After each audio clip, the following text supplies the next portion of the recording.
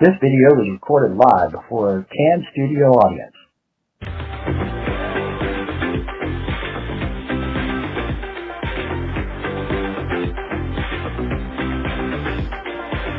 It's Friday Night Movie Reviews, and here they are, Chris and Keith. Hi, thank you. Thank you. Thank you very much. I'm Keith. I'm Chris. And this is Friday Night Movie Reviews. Thank you for being with us tonight. We went and saw another movie over the weekend, and we're going to give you that review right now. So, we went and saw the movie Beetlejuice. Now, we got to be really careful. We've said it once. Remember, we can't say it 3 times, because if we say it 3 times, everybody knows what happens. Yeah, it'll be chaos, and you know our studio's small, and it's already we don't need a mess in here. Yeah, it would definitely be something bad. Definitely be something bad. All right, so we went and saw that movie, and that movie is a sequel to the original. A sequel to the original. We waited how long for this one to come out? 36 years. 36 years for this movie to come out. That's an awfully long time, guys. So basically, the premise of the movie, we're not going to spoil anything for you. The basic premise of the movie is, of course, it stars Michael Keaton as the main character, the title character. The main character, and Winona Ryder comes back as playing her original role, but she's grown up, and she has a daughter now, and Delia, the lady who plays Delia. Yeah, Catherine O'Hara. You would know her from this. You would know her from Home Alone. Right. Oh, yeah. She's the mom in Home Alone. She was in Oh Mighty Wind, Dog Show. She was part of that crew of comedians. Nice. So she's had a very, very good career as a comedic actress. Great. Great, yeah. They come back for their original roles, yep. And they're playing their original characters. So the basic premise of the movie is that Winona Ryder's character's daughter, what's her name again? Winona Ryder's character? Well, the actress's name is Jenna Ortega. Everybody would know her from the Netflix show Wednesday, for sure. She played Wednesday Addams. Right. I forget what her daughter's name is. That's pretty bad, right? I've already forgot what the daughter's name is. Yeah, we just saw the movie and forgot the daughter's name. Yeah. But anyway, she gets caught up in the afterlife.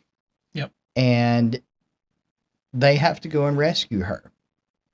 And that's really the basic premise of the movie. I don't want to give too much away. Yeah, there's 2 other like main storylines, the ones you've seen from the trailer with the female ghost that's haunting the main character, Michael Keaton's character there. Mm-hmm. And then you have a third subline where the title character, Lydia, is being haunted by Michael Keaton's character.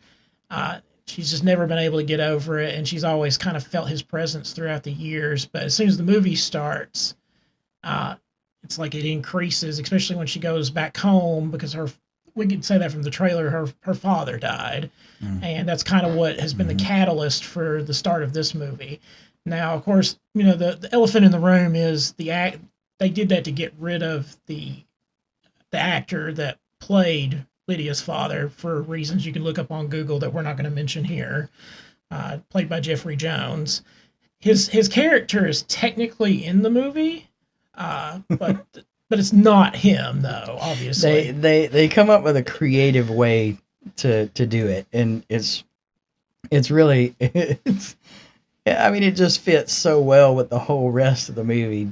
Tim Burton is just a crazy director and story writer anyway, so it just fits with the whole thing. Yeah, and it's interesting that this is a legacy sequel, 36 years in the making, and the fact that you could pop the first one in and watch this one in succession, and you feel like they could have been made side by side. Now, this movie does go a little more into the lore building of the whole franchise. Oh, absolutely. It actually shows the origin of Beetlejuice. Uh-oh. That's twice. I've said it twice. Yeah. Got to be really careful Yeah. here. So it shows his origin of how he actually became how he is. You don't really see a whole lot of that from the previews, and we're not going to spoil anything because there's a lot of really good golden nuggets right in there. Mhm. So, And then just to tell you this now the question is this a movie you can take your kids to see? We did see families bring their children to this, and it is kind of questionable. Is like if you know your kids can handle certain things, because there are scenes that would be too scary for certain children that are more sensitive to that kind of thing. right. So there is those moments, and then there are certain adult jokes, just like with the first film. I think this one kind of swayed away from it some versus how the first one did. The first one had some pretty adult stuff in it scattered out, but Right. This one they went a little bit easier on it. But the title character is still himself, so Exactly. So know what you're getting into when you bring your kids to this. Like, and it may have been you haven't watched this in years since you were a kid, and you're sitting there going to be watching as an adult going, oh, maybe I shouldn't have brought my little one to see this. So I would be cautionary about bringing your kids to see this, especially. Exactly. And now if they're 13 and up, oh yeah, bring them. Like, you know, Yeah. this movie's PG-13. I'd say bring them. But yeah, this movie is a comedy. It definitely has little horror, scary moments in it, so it fits into those categories. Right. It's not really an action movie or any of the other categories like drama. It's kind of some dark humor though. The comedy is more dark humor. Yeah, just like the first one, and it fits Tim Burton's wheelhouse. Right. So it's very dark humor. If you're into dark humor and you're into Tim Burton, this movie's going to fit right along with his other films. Right. And when we say that it has some scary moments in it, it's not like Halloween scary. No. You know, it's not anything like that. Where it's like just so creepy that it's gonna creep you out. But there are some kind of jump scare kind of things, and there are some kind of intense moments in it as far as the creep factor goes. Mm-hmm. But it's nothing really major. And like he was saying, if you know your kids can handle it, then hey, you know what? Take them to see it. But just be aware that there is a little language in it. There is some profanity in there. Just like the original. The language fits right along with the original movie. Right. So. And there are some kind of intense scenes in it. No kind of adult scenes, just kind of intense, kind of thriller kind of things. That's about all it is. Yeah. So is this the question on your mind is, should I go and see this? Is it worth my time? Is it worth my cash? Is it worth your cash, or is it trash? I would say, in my own personal opinion, I liked the movie. It's not like, don't go expecting to see the first movie, because you're not. Yeah, nothing's going to top the original. I mean, it's just not. But does it live up to the original? Can it stand side by side with the original? Absolutely. And it does. It does. Stands right side by side with it. It's a sequel. It's a sequel, folks. But it does a really good job. You know, some sequels just kind of fall really flat. But this one actually does a real good job of taking up where the other one left off and sort of building from there and going forward.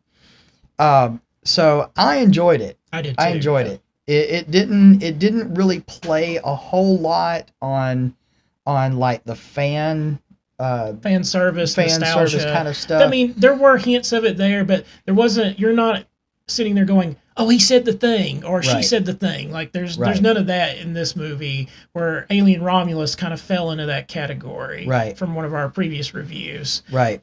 So this one tried not to be as fan servicey. Now you will see things here or there, but it's not things that are going to be like just like doing the Leonardo DiCaprio meme where he's like snapping his fingers, looking at the TV. You know, it's none of that kind of thing. Yeah, it's really, it does a really good job of, like I said, building on the original and moving forward from there.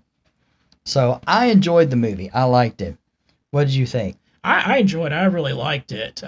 It's, you know, as far as our rating goes, like how many sodas I would give this, I would easily give this, because, you know, it can't live up to the original, so I can't give it 10 out of 10 sodas, but I'm certainly going to give it 9 out of 10 sodas. Exactly. I really enjoyed it. And obviously the audience did too, because opening weekend, $110 million, so it's already hit the Right. century mark as far as Right. money goes. I heard on the radio yesterday morning that it has done as well as Deadpool and Wolverine and Inside Out 2, yeah, the first part. just in its first weekend. Yeah, it's the third biggest opening of the year, Right. and those are the other two that you mentioned. So it's right along with those. So that kind of gives you an inkling. Yes, it's a good movie. Right. So how many popcorns would you give this one? I'd probably give this one about 8 popcorns. Okay. About 8 popcorns for this one, because it was, like I said, I enjoyed the first one, and this one was nostalgic in the fact that it went under the same name, had the same characters in it. You had some of the actors come back and actually take up their old roles in this. I just thought it was really good. It was very well written, very well shot. The music was great. It did have some little creep moments in it. Got a lot of laughs from me. I laughed all the way through this film. It was just really good. I enjoyed it. I enjoyed it a lot. So, listen, if you liked the original, definitely go and see this one. Yep. And remember, as always, remember to like, share, subscribe, hit that bell for the notification for when our next video drops. Right. And hey, you know what? This was just so good. I really did enjoy this movie. So you guys pack up your stuff and hop in the car this weekend and go and see the movie Beetlejuice. It's showtime.